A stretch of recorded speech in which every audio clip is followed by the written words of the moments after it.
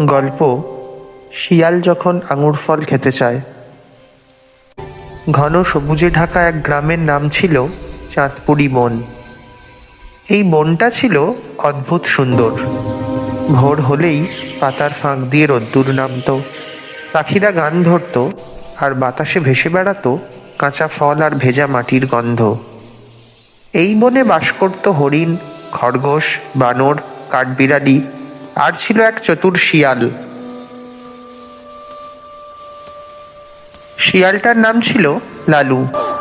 লালু খুব বুদ্ধিমান, কিন্তু একটু বেশিই চালাক। সে সবসময় ভাবতো কম কষ্টে বেশি লাভ কিভাবে করা যায়। শিকার করতে করতে সে আলসে ছিল, কিন্তু অন্যের খাবারের দিকে তার নজর ছিল সব সময়। একদিন দুপুরবেলা রোদটা ছিল ভীষণ কড়া। পেটের ভেতর লালুর যেন ঢোল বাজছে, ঢং ঢং ঢং। সে সারাদিন কিছুই খায়নি। সকালে একটা ইঁদুর ধরতে গিয়েছিল, কিন্তু ইঁদুরটা সুড়ঙ্গের ভেতরে ঢুকে পালিয়েছিল। তারপর একটা কাকের দিকেও তাকিয়েছিল, কিন্তু কাক উড়ে গিয়ে বলেছিল, আজ না রে ভাই। লালু হাঁটতে হাঁটতে বন ছাড়িয়ে গ্রামের দিকে চলে এলো। হঠাৎ তার চোখ আটকে গেল এক বাগানের দিকে।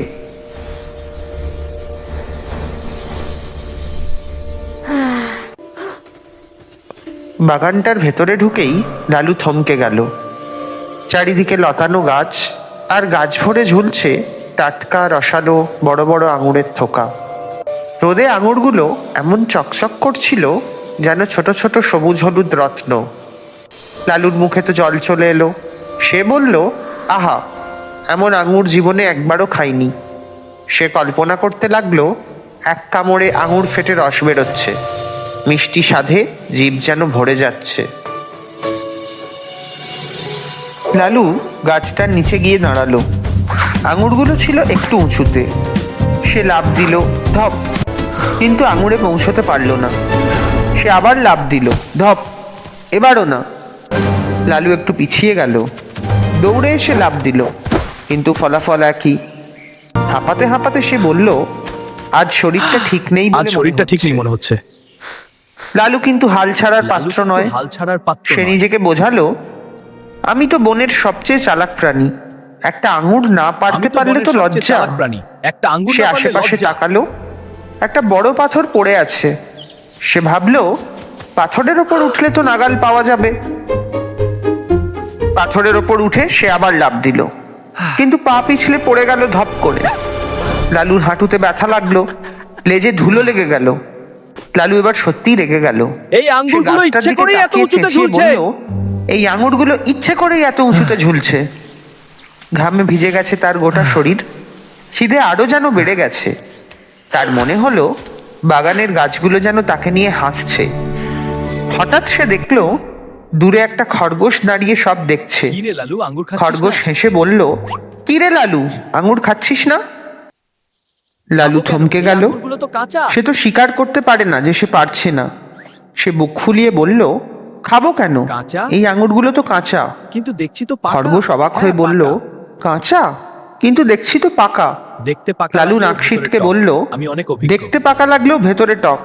আমি অনেক অভিজ্ঞ। এই বলে সে গম্ভীর মুখে সেখান থেকে চলে গেল। কিছু দূরে গিয়ে লালু থামলো। গাছ আর খরগোশ আর দেখতে পাচ্ছে না। সে চুপ করে বসে পড়ল। মনের ভেতরে এক অদ্ভুত কষ্ট। সে জানে আঙুরগুলো কাঁচা নয়। সে জানে সে শুধু নাগাল পায়নি, কিন্তু নিজের দুর্বলতা মানতে তার ইচ্ছে করছে না। সেদিন রাতে লালু নদীর ধারে বসেছিল। চাঁদের আলো জলে পড়ে কাঁপছে। সে ভাবলো, আমি যদি সত্যি চেষ্টা করতাম, আর একটু বুদ্ধি খাটাতাম, অন্যের সাহায্য নিতাম, তাহলে কি হতো? তার মনে পড়লো সবসময় সে সহজ রাস্তা খুঁজেছে। পরদিন সকালে লালু আবার বাগানের পাশে গেল, কিন্তু এবার সে লাভ দেয়নি। সে গাছটার দিকে তাকিয়ে ধীরে বলল, সবকিছু আমার জন্য নয়, আর যেটা পাইনি সেটাকে খারাপ বলাটাও ঠিক নয়। সে ফিরে গেল বনে। চাঁদপুরি বনে আজও আঙুরের গাছ আছে, আর লালুর গল্প এখন অন্য প্রাণীরা বলে, যেটা পাওয়া যায় না সেটাকে খারাপ বলে নিজেকে ঠকিও না। যা আমরা পেতে পারি না তা নিয়ে অহেতুক অবমূল্যায়ন করা দুর্বলতার লক্ষণ। সত্য স্বীকার করাই আসল সাহস। আঙ্গুরের ঠোকা।